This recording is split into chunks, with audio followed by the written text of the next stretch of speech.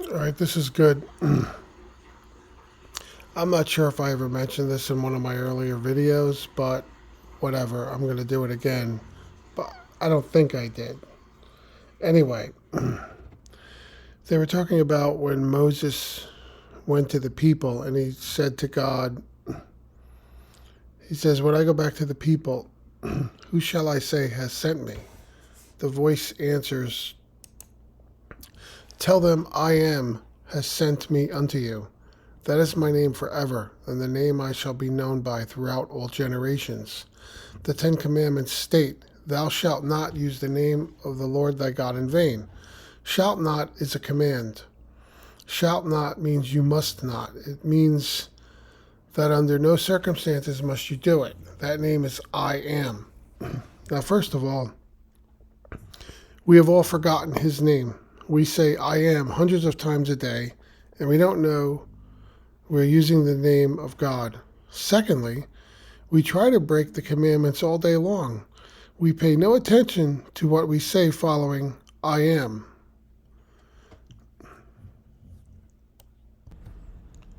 So we pay no attention to what we say following I am. When we say I am and follow it with something we would not like in our world, we are using the name of the Lord, but not in vain. The Bible states we cannot use the name in vain. Nothing we say preceded by I am is in vain. That's his name. It is God himself, and because it is God, it is creative. God gave us himself. He is I am, and that is who I am. I can never forget that I am. I may forget who I am or where I am, but I can never forget that I exist. Whenever I say I am is creating something. Prayer is believing that we have already received that which we ask. When we say I'm attaching my awareness of being to something. Now, you can lie and not believe what you are saying, but you cannot believe something about I am and not create it. We are creating morning, noon, and night by our I am statements. If you say, I don't feel well, and you believe it, you are perpetuating illness in your life. You must change those statements to I feel wonderful. We were taught, let the weak man say, I am strong. But you can't say it like a parrot. We have to pray, say I am, believing that it is true, and then we will receive.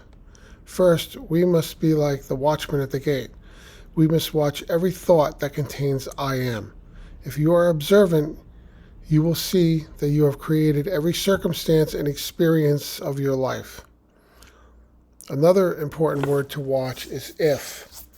The conscious mind is very subtle in expressing doubt, Satan or the devil. We may be able to keep our minds focused on what we want by using positive I statements.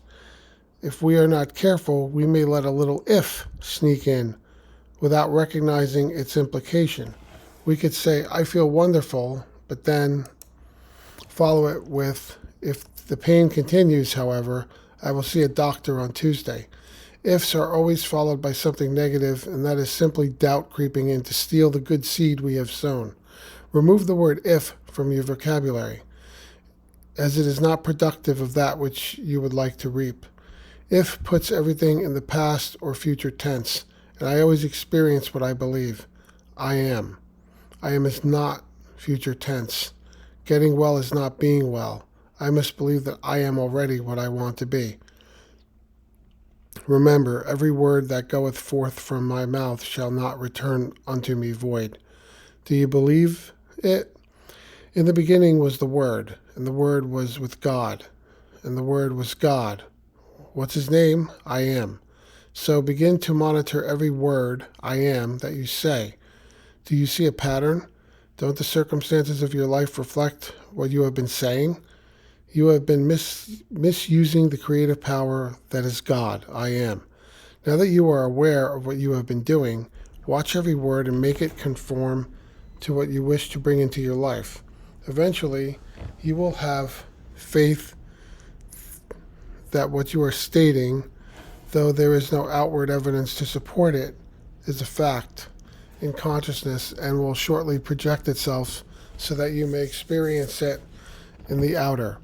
Knowing that God actually became you because He is I am, you must realize that you are using your power to create every time you use that name.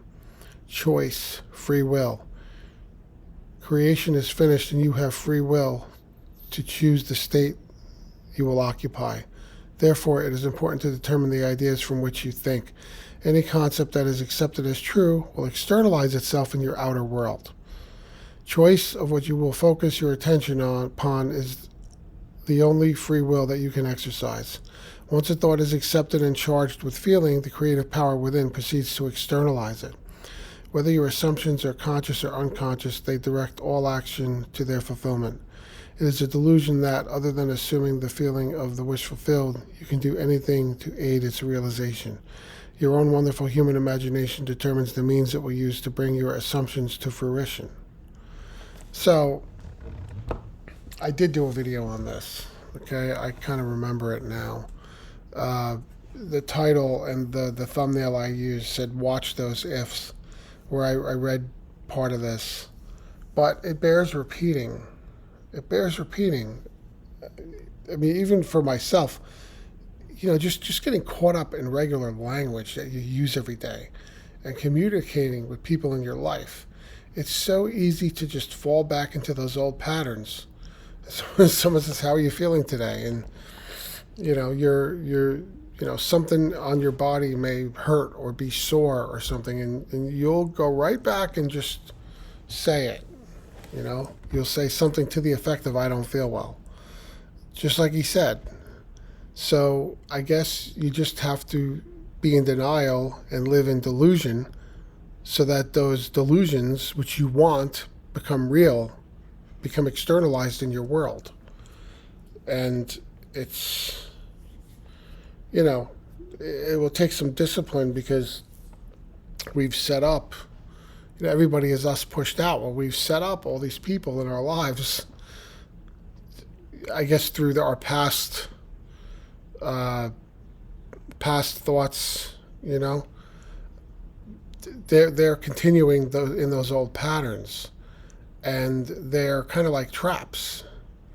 They're kind of like quicksand that we can get caught in responding to people, the people in our life, because they'll ask things like, "How about that bad knee or that bad back you had, or that cold or sickness?" They'll ask about these things, and you'll start talking about them. So you have to be careful, and you have to watch those "I am" statements and those ifs. So I thought, when I started reading this again, it's so important. It's so important, and it falls back into that self-talk and that whole mental diet thing. So I hope this helps a little bit, that this maybe clarifies for someone who never saw this material before, and the light bulb kind of goes on. And so we'll see what else we can talk about soon.